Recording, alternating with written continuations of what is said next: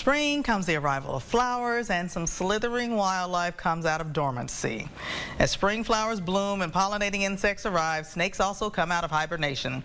Most of us will rarely see them, but with more people raising chickens for eggs, some species are enticed for a meal.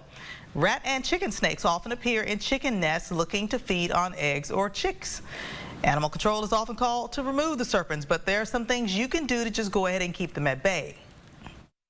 You avoid having things like tall grass. You avoid having things like junk, places for them to hide. Snakes are elusive. They want to hide. They don't want to be out in the open. If you take away their cover, their ability to hide, you decrease the potential for having them coming in. Kemper says spreading things like snake salt and even mothballs can be effective barriers because they irritate the snake's sense of smell using its forked tongue.